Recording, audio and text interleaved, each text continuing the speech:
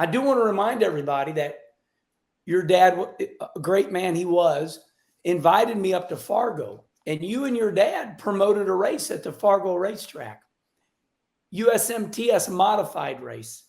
And Donnie, I'm bragging on you right now.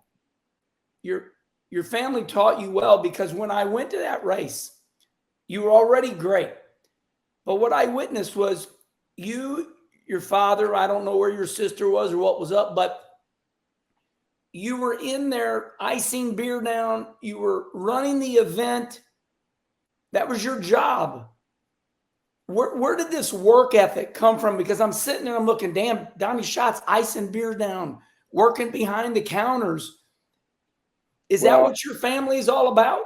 Absolutely. That's how we were raised.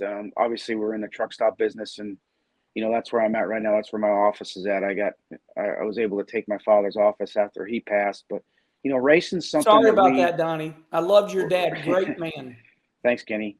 Racing's something that we've, since I was old enough to do it, that's what we all enjoyed, my entire family. So when we had the Red River Valley Speedway, you had to do your part.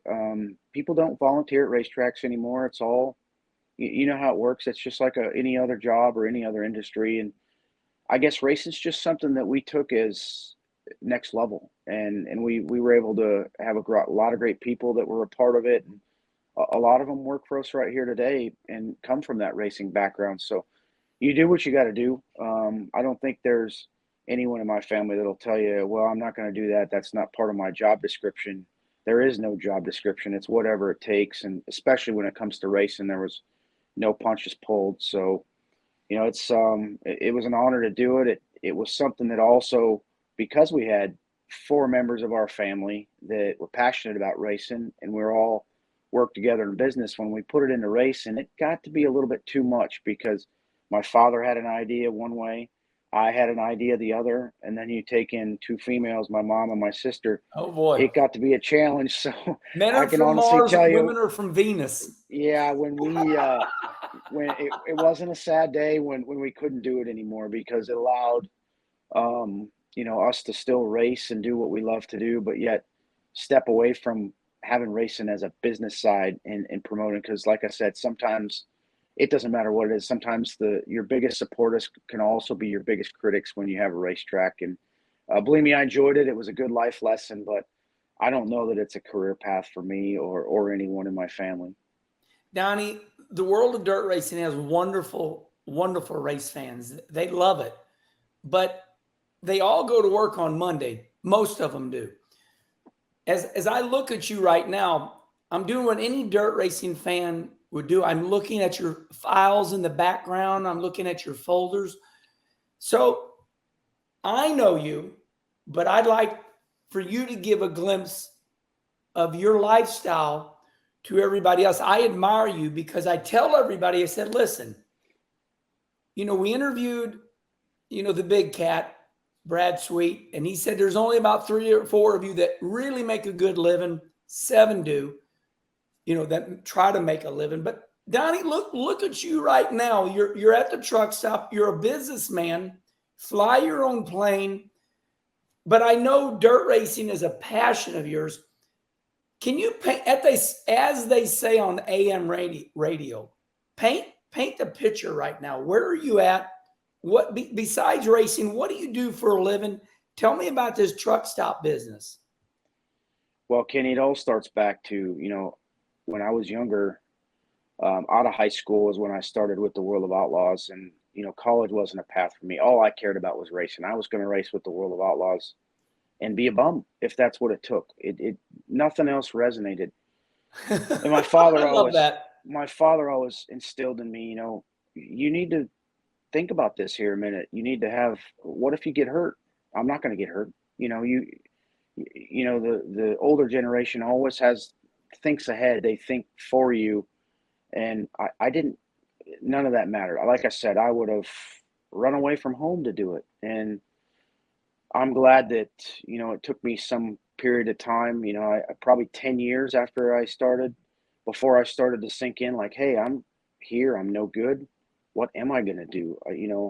I had a great support system, but yet at some point you want to stand on your own 2 feet, just like your family has, and create something for yourself. And my father and I, we started getting it. We got partners in the car wash business, and in 2004, so it was 7 years after I started, and I was, went to the bank and borrowed money to start the wash, and my father and me became partners, and just kind of seen how it all worked, and from a different perspective, even though my focus was 100% racing for my entire life. But then I could tell you, well, I'm going to race till I'm 70 years old. Well, I think we all know that's not realistic in our environment or any environment.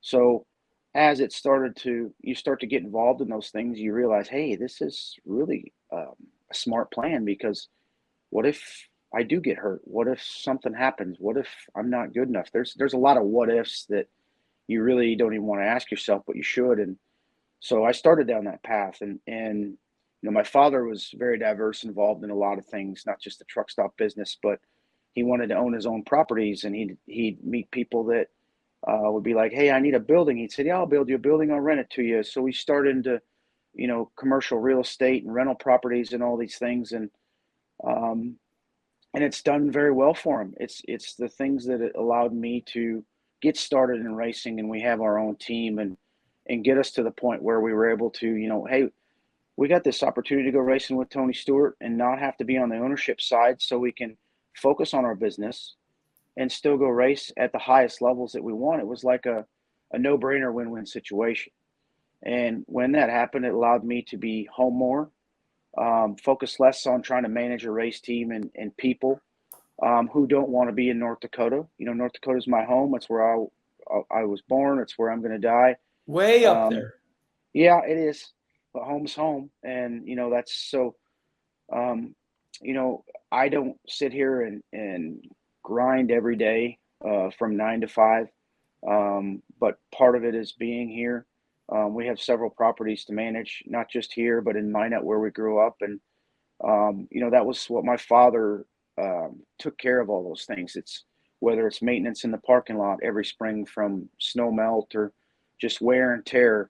When you have, two truck stops that are 40 acres in size each, and traffic going in and out of here every day, there's things just to keep up on. It don't matter whether it's a water retention pond that's starting to slough on the walls, or you got culverts out, or there's always something that needs to be fixed. And that's something that, my father took care of all those things, and then things kind of come back to me, not just here, but in Minot, and at all our properties too. And we still continue to build things, even a little more diverse. The latest builds have been basketball academies. Both my sisters have kids involved in basketball, so we have a basketball academy at each place, and some of the awesomest facilities in the country. So we always enjoy those things, but there's not just one single thing that I do. I enjoy being here, and I have something that'll keep me busy 7 days a week should I not race anymore. But racing's still me. It's still what I want to do, and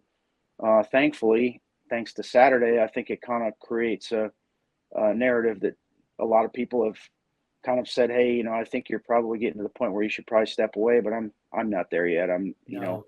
I might be older, but sometimes I might not push the issue as hard as I need to. If I'm running 16th, I'm not going to tear a car up. But that's just the way it goes. So there's a lot of aspects of life but I enjoy all of them. I kind of feel like right now, it seems like the more I have to do, the more on my plate, the easier it makes everything, because you make a decision, right or wrong. Actions have consequences. If you made a wrong one, you live with it. If you made a right one, you live with it. It's just the way it works. So I'm in a really good spot. I enjoy what I do. So we call this Kenny Conversation because that means I get to talk too. So I've got to say that I admire you immensely. What I'm going to say right now could be considered, Kenny Wallace is corny. But listen, Donnie, and I'm going to say this because a lot of people watch this show. I want all my dirt racing friends. I want Gordy Gundaker. I want Nick Hoffman. I want all the sprint car racers. I'm going to tell Charlie Marlowe, our YouTube manager, to edit this piece that you just said. You are the epitome of teaching these dirt racers what life is all about. You got truck washes, you got truck stops, you got real estate, you got baseball or basketball academies. And this makes it to where you have a freer mind. You can go racing. You're a great pilot. You own your own jet. You are what I want to be. I had real estate, and I can promise you that I made money in NASCAR. I had a lot of rental homes. I sold everything to David Reagan. I cashed out. I put it in the stock market. I'm kicking ass financially too, and I preach this to these, I call dirt daubers. My dear friends, I love them so much.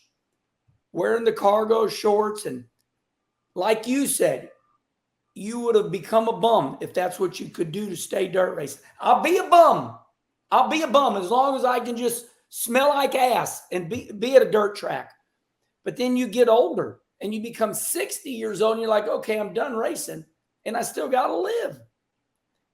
Donnie, I admire you. I just wanted to get that out of my system. I know everybody has heard this part. This is an education for all dirt racers. Money's got to come from somewhere. It don't grow on trees.